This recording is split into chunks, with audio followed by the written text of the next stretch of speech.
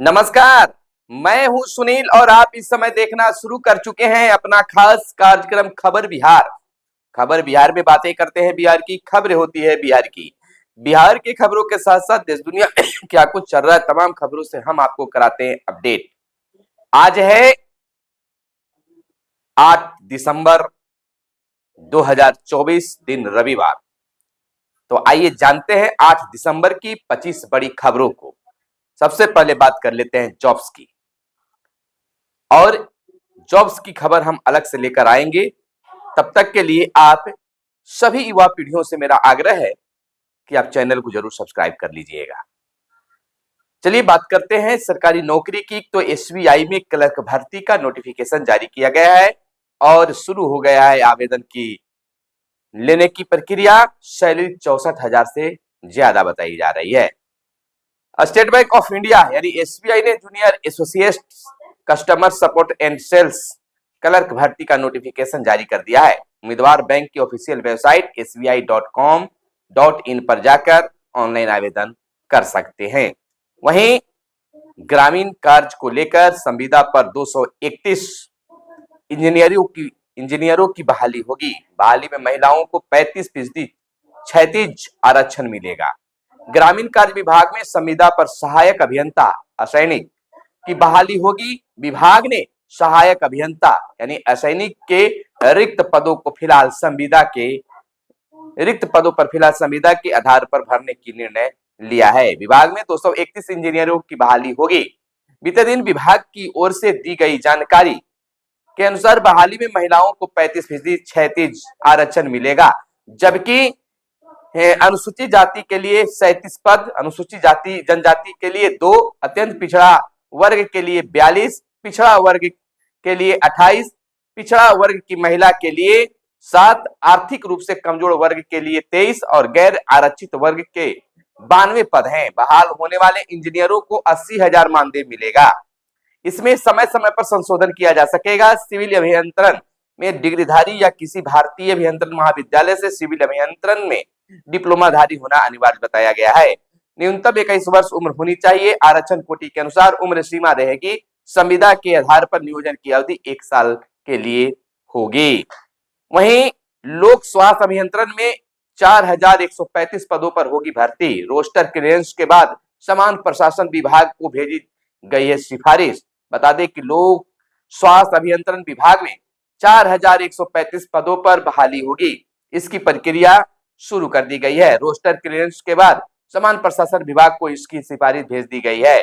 PhD मंत्री नीरज कुमार श्री बबलू ने बीते दिन बताया कि विभागीय सभागार में आयोजित प्रेस वार्ता में उन्होंने कहा कि यह इस मौके पर जलापूर्ति योजनाओं को रखरखाव संबंधित मार्गदर्शिका का भी विमोचन किया गया। उन्होंने बताया कि सहायक अभियंता के 118 पदों पर बहाली बीपीएससी से होगी और शोध सहायक के 69, प्रयोगशाला सहायक के 143, लिपि के 230, परिचारी के 371, की मैन के 576, खलासी के 689 पदों पर नियुक्ति होगी। इसकी बहाली बिहार कर्मचारी चयन आयोग से होगी। तकनीकी सेवा आयोग से कार्य निरीक्षण के 114, वाहक के 4 पदों पर बहाली होगी। पंप ऑपरेटर के 328 और कार्य निरीक्षक के 493 पदों पर नियुक्ति की स्वीकृति कैबिनेट ने हाल ही में दी है।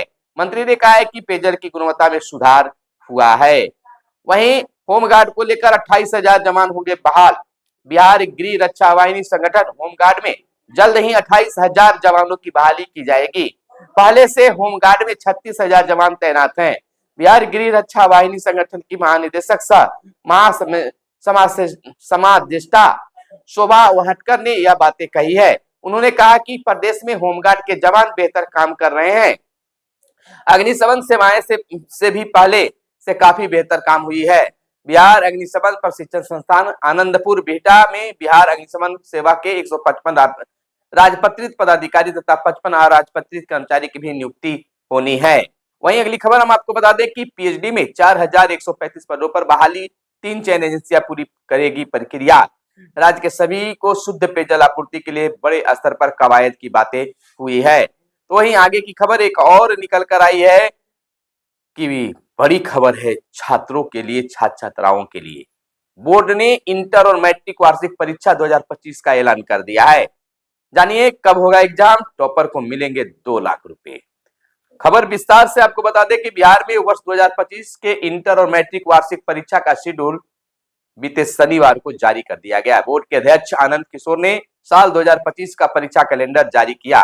उन्होंने बताया कि 1 फरवरी से इंटरमीडिएट परीक्षा शुरू होगी, वहीं 15 फरवरी 2025 तक चलेगी।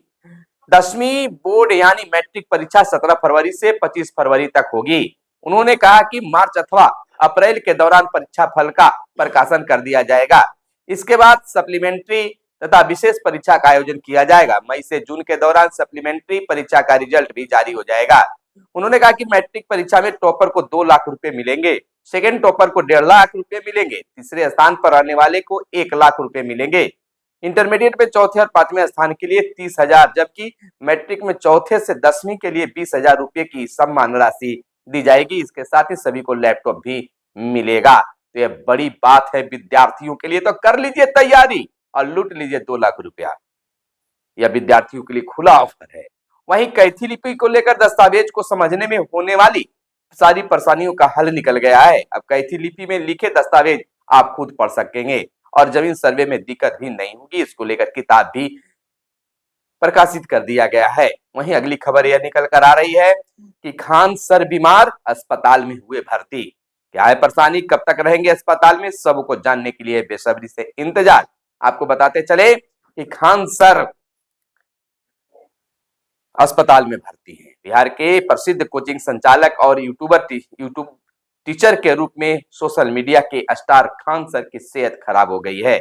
उन्हें पटना एक प्रभात मेमोरियल अस्पताल में भर्ती कराया गया है, जहां डॉक्टर की देखरेख में उनका इलाज चल रहा है। बीपीएससी ऑफिस पर प्रदर्शन कर रहे छात्र छात्राओं पर लाठीचार्ज की घटना के बाद खान सर शुक्रवार को सड़क पर उतरे थे। उनके साथ गुरु रहमान भी थे। करीब 7 घंटों तक बीपीएससी अभ्यर्थियों के साथ प्रदर्शन करने के कारण उनकी हालत बिगड़ी है। वहीं आगे की खबर यह निकलकर सामने आ रही है कि नेता प्रतिपक्ष तेजस्वी यादव ने एक बार फिर बिहार को विशेष राज्य का दर्जा के मुद्दे पर नीतीश सरकार को घेरने का काम कर रहे हैं। वहीं गोपालगंज से खबर है कि 15,000 किसानों को नीतीश कुमार ने दिया डायरेक्ट लाभ। गोपालगंज में सुधा डेयरी प्रोजेक्ट का किया शिलान्यास। बीपीएससी अभ्यर्थियों पर लाठीचार्ज करने पर बोले प्रशांत किशोर, लोकतंत्र में किसी प्रकार का लाठीचार्ज किया जाना दुखद है, लेकिन यहाँ नीतीश कुमार की जो सरकार है उसका एक चरित्र रहा है कि अगर कोई भी लोकतांत्रिक तरीके से अपनी बात रखने आता है तो सरकार लाठीचार्ज को आसान जरिया मानती है। वहीं पर बीपीएससी हेड टीचर को लेकर निकल कर आई है कि बीपीएससी की तरफ से आयोजित बिहार प्रारंभिक विद्यालय प्रधान शिक्षक नियुक्ति में पास हुए सभी अभ्यर्थियों के प्रमाण पत्रों की जांच की जाएगी। जांच की यह प्रक्रिया 9 दिसंबर से शुरू होने जा रही है। आपको बता दें शिक्षा विभाग ने इसके लिए शेड्यूल जारी कर दिया है। अभ्यर्थियों के प्रमाण पत्रों की जांच उसी जिले में होगी जिसमें उनकी ड्यूटी दी गई है। शिक्षा विभाग ने 5 स्लॉट तय किए हैं। सत्यापन की प्रक्रिया सुबह 9 बजे से शाम 5 बजे तक किया जाएगा। पहला स्लॉट 9 से 10:30, दूसरा स्लॉट 10:30 से 12, तीसरा स्लॉट 12 से 1:30, चौथा स्लॉट 3:30 और चौथा स्लॉट 2 बजे से 3:30 बजे तक और 5वां स्लॉट 3:30 बजे से 5 बजे तक है। जानकारी के अनुसार 9 से 13 दिसंबर तक प्रधान शिक्षकों और 12 व 13 दिसंबर को प्रधानाध्यापकों को प्रमाण पत्रों की जांच की जाएगी। वहीं प्रोनोमा ग्रुप के प्रबंध निदेशक और समाजसेवी संजय मिश्रा ने आज मुकेश सहनी की पार्टी वीआईपी का दामन थाम लिया है। वहीं बाढ़ के क्षति कम करने को क्षेत्रों का वर्गीकरण होगा। मुख्य सचिव की अध्यक्षता में हुई बैठक, कई विभागों के अधिकारी हुए शामिल। बाढ़ मैदान क्षेत्रीकरण लागू करने की संभावनाओं और चुनौतियों पर खास चर्चा भी हुई है। बताते चले कि मखाने की खेती से जुड़े 50,000 किसान, सम्राट चौधरी बोले। उप मुख्यमंत्री सम्राट चौधरी ने कहा कि मखाना की खेती से 50,000 किसानों को सरकार जोड़ेगी। मखाना को जीआई टैग मिल गया है और बिहार सरकार मखाने की खेती प्रोसेसिंग से जुड़े लोगों को अधिक से अधिक आर्थिक लाभ दिलाने के लिए तत्पर है और आगे भी रहेगा। वहीं वर्ष 2025-26 की भर्ती परीक्षाओं का कैलेंडर एसएससी ने जारी कर दिया है।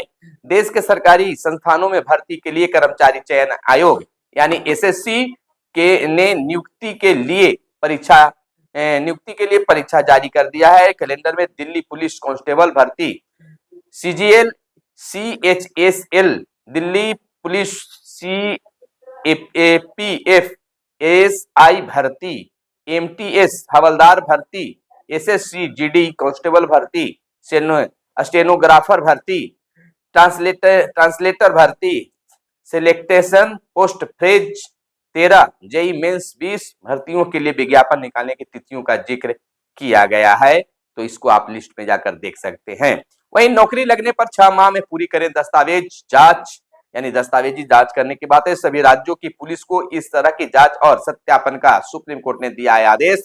प्रक्रिया पूरी होने पर ही किसी अभ्यर्थी की सरकारी नौकरी नियुक्ति मानी जाएगी। अब पुलिस को सरकारी नौकरी में चुने गए उम्मीदवारों के दस्तावेजों की जांच और सत्यापन 6 माह के भीतर करने की बातें की गई है। किसी तरह की समस्या न आए। सुप्रीम कोर्ट में न्यायमूर्ति JK माहेश्वरी और R माघवन की पीठ ने बीते शुक्रवार को यह आदेश जारी करते हुए कहा है कि इस प्रक्रिया के संपन्न होने के बाद ही नियुक्ति या चयन को नियमित माना जाएगा। यह सुप्रीम कोर्ट का बड़ा फैसला आया है। वहीं मनरेगा के कार्यों की उच्च स्तरीय समीक्षा, बिहार रूरल डेवलपमेंट सोसाइटी मुख्यालय में आयुक्त मनरेगा श्रीमती अभिलाषा कुमारी शर्मा की अध्यक्षता में सभी जिलों के साथ वीडियो कॉन्फ्रेंसिंग के माध्यम से एक उच्च स्तरीय समीक्षा बैठक की गई।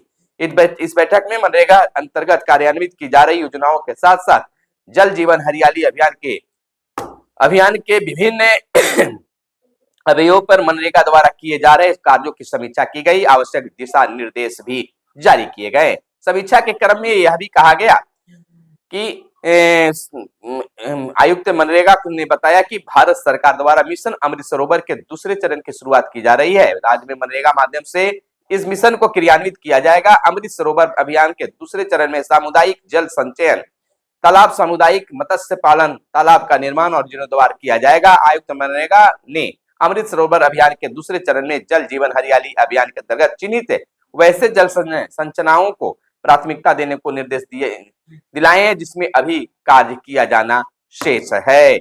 वहीं देश में खुलेंगे 85 केंद्रीय विद्यालय और 28 नवोदय विद्यालय। आपको बता दें कि केंद्रीय कैबिनेट की शुक्रवार को बैठक हुई, उसमें तमाम फैसले लिए गए। केंद्रीय मंत्री अश्विनी वैष्णव ने बताया कि देश में 85 केंद्रीय और 28 नए नवोदय विद्यालय खोले जाएंगे। ये विद्यालय उन जिलों में खोले जाएंगे जिनको नवोदय विद्यालय योजना के तहत कह सकते हैं कि कवर नहीं किया गया है। इसके अलावा बैठक में हरियाणा में कई तरह की बातें इसमें निकल के आई है। केंद्रीय विद्यालय यानी कि नवोदय विद्यालय खोलने की भी बातें केंद्र सरकार के खाते में है। वहीं मार्च 2025 तक सभी घरों का नल का जल, मंत्री ने यानी इस विभाग के मंत्री ने बताया कि PhD की 5% और पंचायती राज विभाग से हस्तांतरित 15% योजनाएं अभी चालू अवस्था में नहीं है। जल्द ही इन्हें चालू की जाएगी। छूटे हुए टोलों में भी हर घर नल का जल पहुंचा दिया जाएगा। अगले वर्ष मार्च तक 100% घरों तक नल का जल पहुंचा दिया जाएगा। अभी 1,74,47,000 घरों तक नल का जल पहुंचा दिया गया है। छूटे हुए टोलों तक पहुंचेगा पेयजल। विभाग के प्रधान सचिव पंकज कुमार ने बताया कि पंचायती राज विभाग की योजनाओं में छूटे हुए 16,124 टोलों में सर्वे कर प्राक्कलन तैयार कर लिया गया है। PhD की योजनाओं में छूटे हुए 10,719 टोलों में निर्माण कार्य चल रहा है। इस पर 4,706 करोड़ रुपए खर्च किए जा रहे हैं। वहीं राष्ट्रीय पुरस्कार के लिए 3 पंचायतों का चयन गर्व की बात है। स्वस्थ पंचायत के तौर पर मुजफ्फरपुर के कटरा का जजुआर पंचायत जो है, कटरा के जजुआर पंचायत में लगातार इसमें चयन की गई है। तो मुजफ्फरपुर के कटरा के जजुआर मिडल का चयन और नालंदा के इंकगर, सराय के पार्थू और जहानाबाद के पुंडाहा को भी मिलेगा पुरस्कार। तो अब पंचायतों को भी पुरस्कार देने की प्लानिंग है। वहीं संसद में नोटों की गड्डी मिलने पर हंगामा, विपक्षी सांसद सदन में काला मास्क पहनकर पहुंचे। गड्डी सफाई कर्मी को सीट नंबर 222 पर मिली। धनखड़ ने कहा है संसद के शीतकालीन सत्र में बीते दिन जमकर हंगामा हुआ। पहले विपक्षी दलों के सांसदों ने गौतम अडानी और संविधान के मुद्दे पर विरोध किया। विपक्षी सांसद काला मास्क पहनकर पहुंचे और इसके बाद राज्यसभा में सभापति जगदीप धनखड़ ने बताया कि एक सीट पर नोटों की गड्डी मिली। यह गड्डी जो है मनु सिंघवी की अलॉट की गई है, यानी कि जो सीट है, आपको बता दें कि सफाई कर्मी के सीट नंबर 222 पर मिली है, जो कांग्रेस सांसद अभिषेक मनु सिंघवी को अलॉट की गई है। इसके बाद से सदन में जमकर हंगामा हुआ। सभापति ने कहा कि एक गड्डी 500 रुपये के नोटों की है और ऐसा लगता है कि इसमें 100 नोट हैं। उन्होंने यह भी कहा कि यह स्पष्ट नहीं है कि नोट असली है या नकली। कांग्रेस का कहना है कि सभापति को इस बात का खुलासा नहीं करना चाहिए था कि पैसे किसकी सीट पर मिले हैं। जमकर हंगामा हुआ है। वहीं अगली खबर यह निकल कर आ रही है कि इंटर और मैट्रिक बोर्ड का मॉडल पेपर भी जारी कर दिया गया है। बिहार विद्यालय परीक्षा समिति ने इंटरमीडिएट और मैट्रिक वार्षिक परीक्षा 2025 के लिए मॉडल पेपर के साथ मॉडल प्रश्न पत्र वेबसाइट पर जारी कर दिया है। इस बार भी प्रश्नों की संख्या विकल्प के तौर पर दोगुनी होगी। वस्तुनिष्ठ, लघु और दीर्घ उत्तरीय खंडों में दोगुने प्रश्न पूछे जाएंगे, लेकिन विद्यार्थियों को उनमें से आधे का ही उत्तर देना है। मैट्रिक में विज्ञान विषय का प्रश्न पत्र 35 पेज का होगा, वहीं संस्कृत विषय का 21 पेज का होगा। मैट्रिक वार्षिक परीक्षा 2025 की परीक्षाएं 17 फरवरी से शुरू होने की बातें आई है, यानी कि इसके लिए जारी कर दिया गया है। तो इस तरह से विद्यार्थियों के लिए बिहार बोर्ड ने तमाम चीजें, तिथियां जारी कर दी है। वीडियो को जरूर पसंद आया होगा तो लाइक कर दीजिएगा और चैनल पर अगर नए आए हैं तो चैनल को सब्सक्राइब कर दीजिएगा। मिलते हैं फिर अगले वीडियो में, तब तक के लिए दीजिए इजाजत। जय हिंद, जय भारत, वंदे मातरम।